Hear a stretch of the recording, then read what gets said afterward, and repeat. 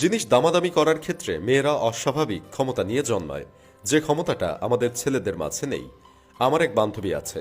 ধরুন আপনি মার্কেটে গেলেন, একটা শার্ট পছন্দ করলেন, দোকানদার দাম চাইল 2,000 টাকা।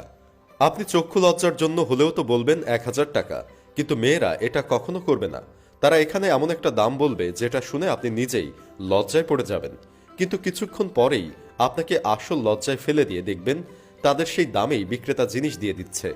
আমার মা জননীর কথা দিয়ে শুরু করি। আমার মায়ের ভয়ে কোনো মুরগিওয়ালা সবজিওয়ালা আমাদের বাসার নিচ দিয়ে আসে না।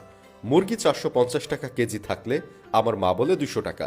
মা দামও বাড়াবে না, আবার মুরগিওয়ালাও দাম কমাবে না। মা আর মুরগিওয়ালার দামাদামি চলতেই থাকে, আর ওইদিকে মুরগির ডিম পেড়ে বাচ্চাও ফুটিয়ে ফেলে। অন্য একদিন আমার বান্ধবী আমাকে পাঞ্জাবি কিনে দিবে বলে আমায় নিয়ে মার্কেটে গেল।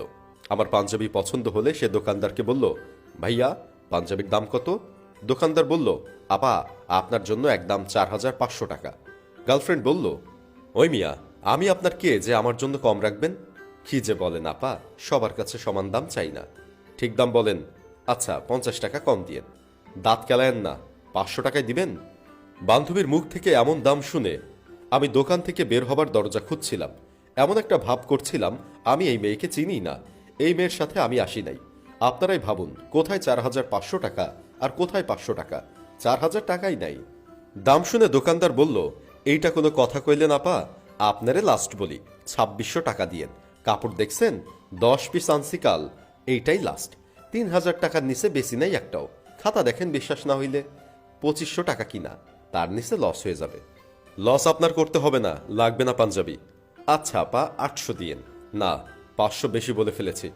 আচ্ছা টাকা দেন। এই আবুল, মালটা ব্যাগে ঢোকা। ব্যবসা রোজই করি, একদিন আপার জন্য ব্যবসা বাদ। আপা আবার আইসেন। দেখলেন অবস্থাটা, 4,500 টাকার জিনিস 500 টাকায় কিনে আনছে। আমি আপনি হলে কি করতাম? কম করে হলেও দোকানদারকে 3,000 টাকা দিয়ে আসতাম।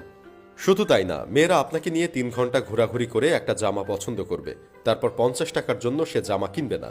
দরকার পড়লে 100 টাকা রিক্সা ভাড়া দিয়ে অন্য শপিং মলে যাবে, তবুও 50 টাকা দিবে না।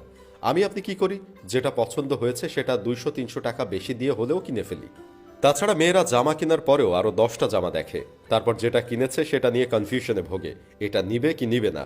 ওইদিন খেয়াল করলাম এক দোকানের সামনে লেখা, দোকানে মেয়েদের প্রবেশ নিষেধ। আমি ভাবলাম দোকানদার হয়তো হুজুর মানুষ, তাই মেয়েদের দোকানে আসতে নিষেধ করেছে। পরে ভাবলাম বিষয়টা তা না। মেয়েরা দোকানে এসে 1,000 টাকার জিনিস 200 টাকা বলবে, দোকানদারও দিবে না, মেয়েরাও যাবে না। এভাবে সময় নষ্ট হয় দেখে দোকানদার মেয়েদের দোকানেই ঢুকতে দেয় না।